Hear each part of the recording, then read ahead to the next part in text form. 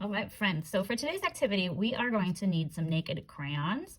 To make your crayons naked, you need to pull off or peel off the paper that is around the crayon. We don't want any paper on your crayon. And you can pull all the way down, or if you don't have a full crayon, it actually is totally fine if you have a smaller piece, a broken crayon, because it might be a little less peeling than for you to do that. So you peel off the paper, and if you can't get it off, you just use a little soap and water, dish soap, soak it in there for a couple minutes, and it should really work really easily.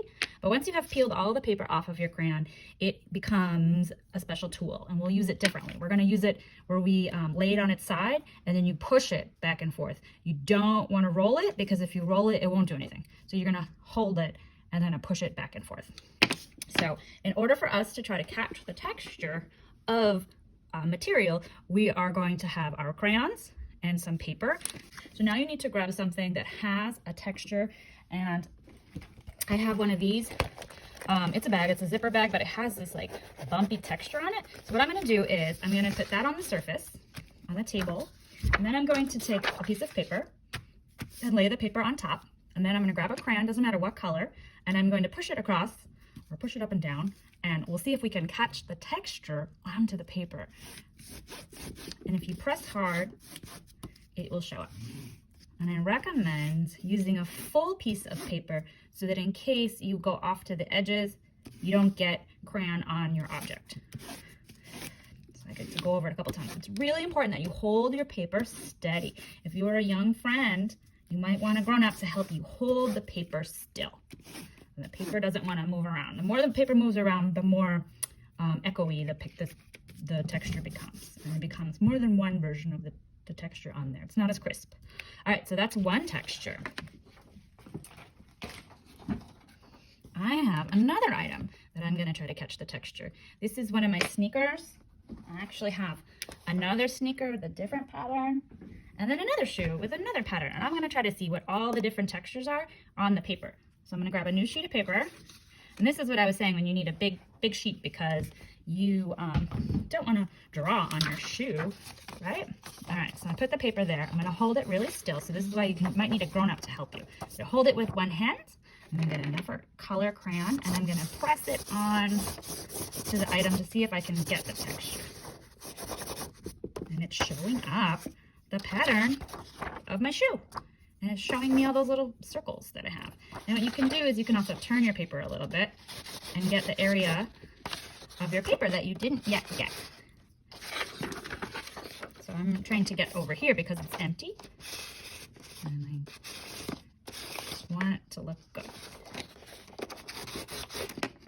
Now it won't really show up if you were to do it with the tip of your crayon, so you need to have your crayon laying down. All right, now I have that texture. I have two textures. All right, let me get a different crayon. I'm gonna use green now, and I'm gonna try this shoe. This one has wavy lines on it, so that will look really cool. And I'll lay that on there.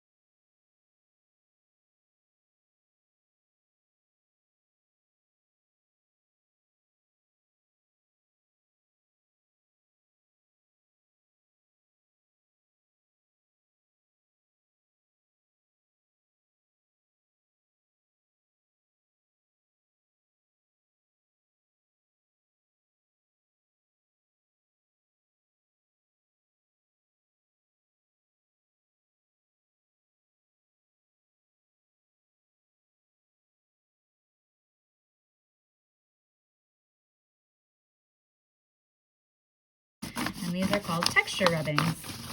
Another one that's really good is if you have a leaf. So I'm going to wait until it's not raining.